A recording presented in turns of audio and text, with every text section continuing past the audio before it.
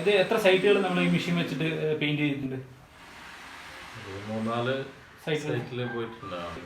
നിങ്ങളെ സുഹൃത്തായിട്ടുള്ള ഒരു കോൺട്രാക്ടർക്ക് നിങ്ങൾ ഈ മെഷീൻ പറഞ്ഞു കൊടുക്കുകയാണ്, ഈ ഒരു മെഷീൻ എടുക്കണം എന്ന് പറയുമ്പോൾ അവർ എന്തൊക്കെ രീതിയിലാണ് നിങ്ങളിത് അവർക്കിത് പിച്ച് ചെയ്യുന്നത്?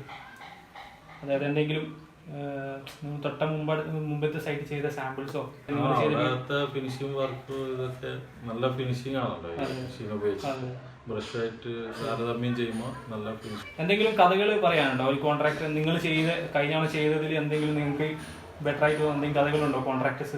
തന്നെ മെയിനായിട്ട് കാരണം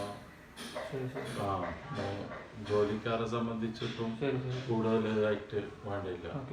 കസ്റ്റമറെ സംബന്ധിച്ചിടത്തോളം അതിപ്പോൾ നമ്മൾ വീട്ടിൽ പെയിന്റ് ചെയ്യാൻ ചെല്ലാണ്, അപ്പോൾ അവരെ സംബന്ധിച്ചിടത്തോളം അവർക്ക് എന്തൊക്കെയാണ് ബെനിഫിറ്റ് ആയിട്ട് നിങ്ങൾക്ക് തോന്നുന്നത്? ഫിനിഷിംഗ് സ്പീഡിലൊക്കെയാണ് അവർക്കുള്ള ബെനിഫിറ്റ് തീർച്ചയായിട്ടും. ഏത് തരം മെറ്റീരിയലാണ് ഇതിൽ സ്പ്രേ ചെയ്യിക്കുന്നത്?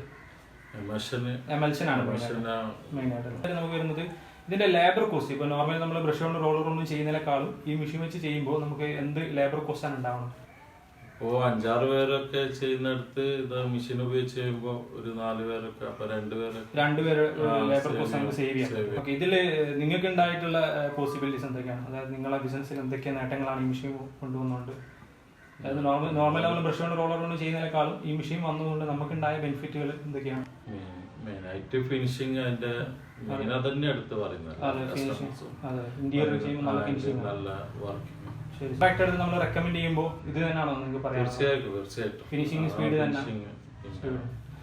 വീടുകൾ ചെയ്യുമ്പോൾ വൃത്തികേടാകാനും സാധ്യതയില്ല. അതെ.